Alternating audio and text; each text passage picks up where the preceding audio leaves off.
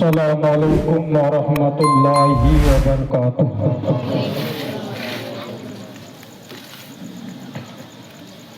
नहमदुहु व नुसल्ली अला रसूलिहिल करीम, अम्मा बअद।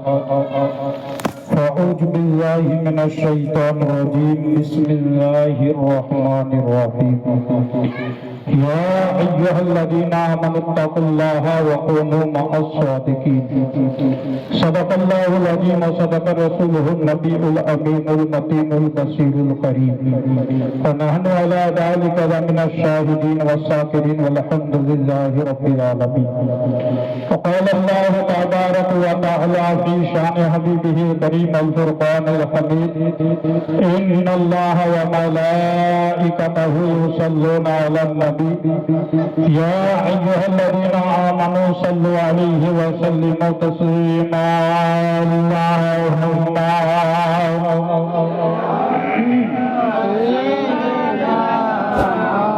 मौलाना मुहम्मद अला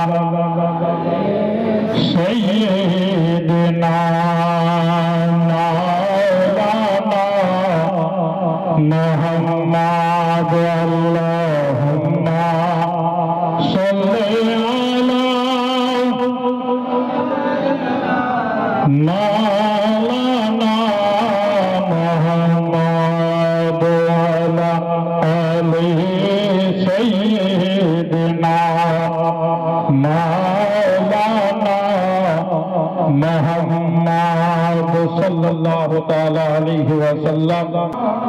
समस्त तारीफ ও যাবতীয় প্রশংসা মহান স্রষ্টা খালিক আল্লাহ রাব্বুল আলামিনের জন্য, যিনি আজকে আমাকে আপনাকে প্রত্যেককে গৌসুল ওয়ারা কনফারেন্সে এই জায়গাতে উপস্থিত হওয়ার শক্তি এবং তৌফিক দান করেছেন। তিনারই লাখো কোটি শুকরিয়া। আসুন সকলে মিলে পাঠ করি আলহামদুলিল্লাহ। তারপরে পরে ধর্মের গুরু আকাই নামদার মাদানী তাজদার আহমদ মুখতার নবী মুহাম্মদ রাসূলুল্লাহ সাল্লাল্লাহু তাআলা আলাইহি ওয়াসাল্লামের উপরে শত কোটিবার দুরূদের ধারা ও পারা অবতীর্ণ হোক। সকলে মিলে বলুন আল্লাহুম্মা আমিন। বিরাদার ইসলাম, খুতবার পরে পরে আয়াতে কারিমা তেলাওয়াত করেছি। মহান রব্বুল আলামিন পাক পরওয়ারদিগারে আলাম আল্লাহ আমার পবিত্র কোরআনের মধ্যে স্পষ্ট ভাষায় জানিয়ে দিলেন, ইয়া আইয়ুহাল্লাযীনা আমানুত্তাকুল্লাহা ওয়া কুনু মাআস সাদিকিন। আল্লাহ বলছেন, হে ঈমানদার বান্দাগণ, তোমরা আল্লাহকে ভয় করো। আল্লাহ বলছেন, হে ঈমানদার বান্দাগণ, তোমরা আল্লাহকে ভয় করো। এবার বাবা ভাই আমার, মা আমার, বোনেরা, আল্লাহ বলছেন, হে ঈমানদার বান্দাগণ, তোমরা আল্লাহকে ভয় করো। তার পরবর্তীতে বলছে, ওয়া কুনু মাআস সাদিকিন, সত্যবাদীদের সঙ্গী এবং সাথী হয়ে যাও। আল্লাহ কাকে বললে? ঈমানদার বান্দাকে বললে।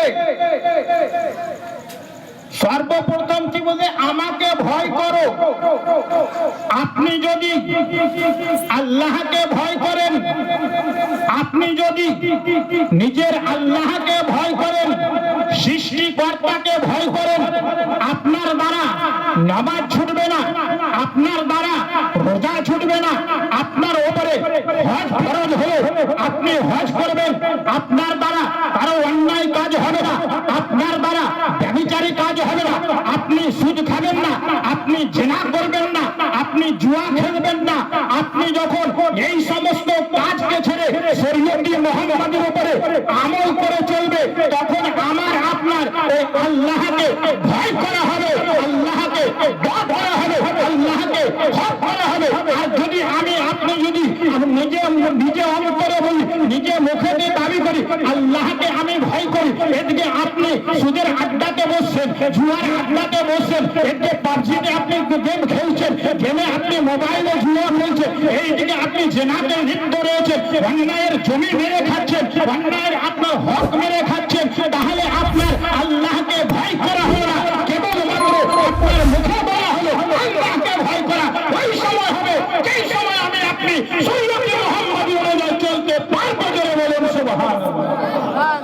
যেই সময় আমি আপনি শরীয়তে মুহাম্মাদি অনুযায়ী চলতে পারবো, সেই সময় আমার আপনার ওই আল্লাহকে ভয় করা হবে। তারপরে আল্লাহ বলছে ওয়াকুনু মা'আস সাদিকিন, তোমরা সত্যবাদীদের সঙ্গে হয়ে যাও। যতক্ষণ পর্যন্ত তুমি আগে আল্লাহর ভয় দিয়ে না রাখবা, আল্লাহর ভয় অন্তরে না থাকবে, ততক্ষণ পর্যন্ত তোমার জন্য ওই সত্যবাদীদের সাথী হওয়ার জন্য কোরআন বলেনি আপনি ফালতু ওই সত্যবাদীর সাথী হতে পারছেন বলে বলুন সুবহানাল্লাহ। অন্তরে আগে খোদার ভয় করুন, আগে শরীয়তে মুহাম্মাদিতে চলুন, তারপরে আপনি সত্যবাদীদের সাথে হন। তাহলে আপনার ইহকালে কামিয়াব, পরকালে কামিয়াব হলে তোমাদের সঙ্গে জান্নাতে হবে বলে বলুন সুবহানাল্লাহ। আর যদি আল্লাহর ভয় অন্তরে না রেখে যদি শুধু সত্যবাদীদের দিকে আপনি চলে যান, তাহলে আপনি সাকসেসফুল হতে পারবেন না। আপনার এই দুনিয়াতে সব থেকে যাবে বলে বলুন সুবহানাল্লাহ। আজকে মাহফিল গাউসে পাক রাদিয়াল্লাহু তাআলা আনহু এই মাহফিল সাজানো হয়েছে। গাউসে পাকের কিরামত বলতে বলতে আমার আপনার মাথা দিমাগ, মাথা মগজকে কানকে আপনার বহিরা করে দেওয়া হয়েছে। কিন্তু গাউসে পাক রাদিয়াল্লাহু তাআলা আনহুর কাছ থেকে যেই সমস্ত জিনিস আমাকে আপনাকে শিক্ষা নিতে হবে, যেই সমস্ত শিক্ষামূলক জিনিসগুলো আমার গাউসে পাক মাহবুবে সুবহানি আব্দুল কাদের জিলানী রাদিয়াল্লাহু তাআলা আনহু দিয়ে গেছে, সেই মেসেজটা আজকালকের বর্তমান জামানাতে খুবই কম পাওয়া যায়। যদি হক বলনেওয়ালা থাকে, হক খানেওয়ালা থাকে আপনাদের ইমাম সাহেবের মতন, তাহলে পাবেন। আর না হলে দুগ্গিবাজি হলে এই দুগ্গি বাজাতে বাজাতে কাটিয়ে দিয়ে চলে যাবে। কিন্তু মুসলমান বাবা ভাই আমার, আজকালকার হযরতে গাউসে পাক রাদিয়াল্লাহু তাআলা আনহু যেমন আপনি শুনলেন মাদারজাত ওলি ছিলেন, মাদারজাত ওলি কেমন করে হলেন, এত পাওয়ার কোথা থেকে পেল, এত ক্ষমতা কোথা থেকে আসলো? ব্রাদার মিল্লাত ইসলামিয়া সেই সময়ের মধ্যে আমার গাউসে পাক মাহবুবে সুবহানি আব্দুল কাদের জিলানী রাদিয়াল্লাহু তাআলা আনহু এক নয় দুই নয় আপনার একাধিক ভাবে কিতাবের মধ্যে আপনার বর্ণনা রয়েছে। এশারের নামাজের উজুতে আপনার 40 বছর ধরে আপনার ফরজের নামাজ আদায় করেছে ধরে বলুন সুবহানাল্লাহ। এশার নামাজের উজুতে ফরজের নামাজ আদায় করেছে সকালে 1 বছর 2 বছর নয় 40 বছর ধরে আদায় করেছে। এত বড় আপনার আল্লাহর ওলি ধরে বলুন সুবহানাল্লাহ। আরো আসুন, শুধু তাই নয়, শুধু আপনার তাই নয়, আমার গাউসে পাক মাহবুবে সুবহানি আব্দুল কাদের জিলানী রাদিয়াল্লাহু তাআলা আনহু আপনার একাধিক ভাবে আপনার 15 বছর ধরে এক পায়ের ধরে দাঁড়িয়ে আপনার পবিত্র কোরআনকে আপনার 15 বছর ধরে এক এক রাতে এক খতম দিয়েছেন বলে বলুন সুবহানাল্লাহ। আমার গাউসে পাক মাহবুবে সুবহানি আব্দুল কাদের জিলানী রাদিয়াল্লাহু তাআলা আনহুর দরবারে একদিন আপনার যেমন আপনার সন্তান এসে উপস্থিত হয়ে গেল, হে আব্দুল কাদের জিলানী, শোনো শোনো, তোমার জন্য নামাজকে মাফ করে দেওয়া হয়েছে, তোমাকে আর নামাজ পড়তে হবে না, তোমাকে আর নামাজ পড়তে হবে না, তোমার জন্য নামাজকে মাফ করে দেওয়া হয়েছে। আমার গাউসে পাক মাহবুবে সুবহানি আব্দুল কাদের জিলানী রাদিয়াল্লাহু তাআলা আনহু নিজের চোখ দুখানাকে বন্ধ করলেন, চোখটাকে বন্ধ করার পরে, নিজের চোখকে বন্ধ করার পরে বলছে, হে হে শয়তান শুনো শুনো, হে গাজী শয়তান শুনে নাও শুনে নাও, যে কারবালার প্রান্তরে হযরত ইমাম হোসেন রাদিয়াল্লাহু তাআলা আনহু শহীদ হয়েছে, তার জন্য নামাজ মাফ হয়নি।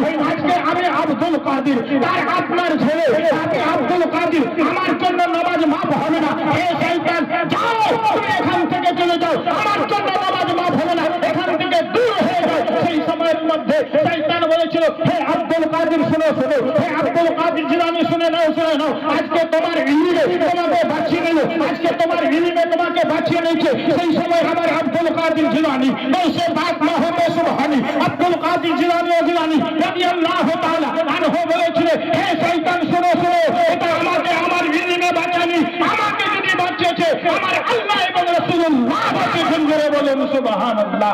সেই বলছে পাক মাহবুবে সুবহানী আব্দুল কাদের জিলানী রাদিয়াল্লাহু তাআলা আনহু সেই সময় আপনার মক্তবে আপনার মাদ্রাসায় পড়ার জন্য যাইতেছিলেন। মাদ্রাসায় পড়ার জন্য যাওয়ার সময় তাকে রাস্তাতে আপনার সংক্ষিপ্তে বলছি শুনুন, রাস্তাতে আপনার ডাকুর দলেরা তাকে আপনার গ্রেফতার করলো, ডাকুর দলেরা ধরে নিল। বলছে হে বাচ্চা শুনো, তোমার কাছে কি রয়েছে বলো, যা টাকা পয়সা রয়েছে তুমি বলো। ডাকুর সর্দার চেক করলো কিন্তু কিছু পাওয়া গেল না। এমন তো অবস্থায় ডাকুর সর্দার বলছে শুনো, তোমার কাছে কি আর কিছু রয়েছে?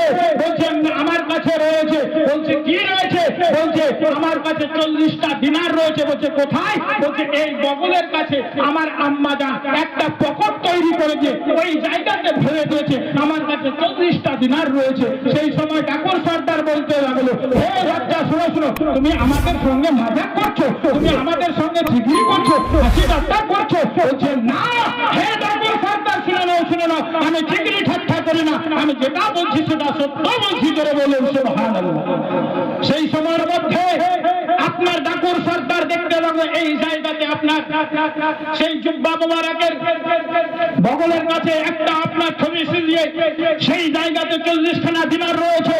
সেই সময়ের মধ্যে ডাকু বলতে লাগলো শোনো, হে বলো বলো, আজকে তুমি তো আমাদেরকে বলতে না পারতে যে এই জায়গাতে আমার 40খানা দিনার রয়েছে। সেই সময়ের মধ্যে আব্দুল কাদের জিলানী রাদিয়াল্লাহু তাআলা আনহু বলেছিল, হে ডাকুর সর্দাররা শুনে নাও শুনে নাও, এতদিন পর্যন্ত তোমার জিন্দেগানি চুরিতে কেটে গেল, ডাকাতিতে কেটে গেল, আবার তুমি আমাকে মিথ্যা কথা বলতে এসেছো। শুনে নাও শুনে নাও, সেই দিন আমি নিজের বাড়ি থেকে মাদ্রাসা রওনা হয়েছিলাম, সেই দিন আমার আম্মা জান বলেছিল, হে বেটা আব্দুল কাদের শুনে নাও শুনে নাও, তোমার জান চলে যাক, তুমি মিথ্যা কথা বলবে না। হে ডাকুর সর্দাররা শুনে নাও শুনে নাও, আজকে আমি আম্মা জানের কথাতে আমার মায়ের আদেশে আমি মিথ্যা কথা বলবো না, আমার জান চলে গেল মিথ্যা কথা বলবো না, মা যেটা বলেছে সেটাই বলবো। জোরে বলুন সুবহানাল্লাহ।